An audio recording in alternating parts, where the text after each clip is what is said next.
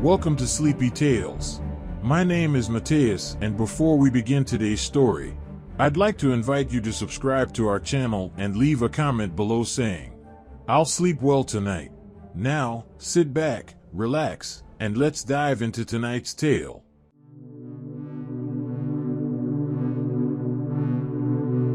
It was a typical Wednesday evening when the students and teachers of Westwood High School were thrown into chaos. A piercing alarm blared through the halls as the school went into lockdown. The students and teachers immediately sprang into action, locking doors and turning off lights to stay hidden from any potential danger. No one knew exactly what was happening. Some students speculated that it was a shooter, while others whispered rumors of a bomb threat. Panic and fear spread quickly throughout the school as everyone struggled to make sense of the situation. A group of students and teachers huddled together in a classroom, trying to make sense of the situation. They were led by Mr. Johnson, a veteran teacher who had been at the school for over 20 years. "Is everyone okay?" Mr. Johnson asked, scanning the faces of his students and colleagues. "Did anyone see anything?" One student, a quiet boy named Jake, spoke up. "I saw someone with a gun in the hallway. I don't know who it was, but they were wearing a hoodie and had their face covered." The room fell silent as everyone tried to process this information. Mr. Johnson's mind raced as he tried to figure out what to do next.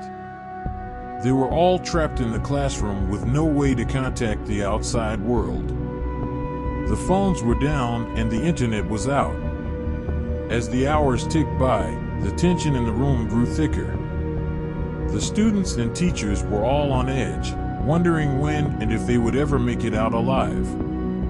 They tried to make small talk to pass the time, but the fear and uncertainty was too great.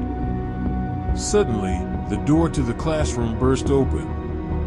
A figure dressed in black rushed inside, brandishing a gun. The group screamed in terror as they huddled together, trying to hide behind desks and chairs. But the figure didn't fire. Instead, they tossed a small device onto the floor and quickly exited the room. The group watched in horror as the device began to emit a strange gas, causing them to cough and gag. As the gas filled the room, Mr. Johnson realized what was happening. This wasn't a lockdown caused by a shooter or a bomb threat. This was something much more sinister. The gas began to clear, revealing a shocking scene. One of the students, a popular girl named Emily, was missing. Her desk was empty, and her backpack was gone. Mr. Johnson knew that they had to find her before it was too late. They set off through the darkened halls of the school, searching for any signs of Emily. As they walked, they stumbled across other strange sights. Bloody handprints on the walls, and strange symbols scrawled in red paint.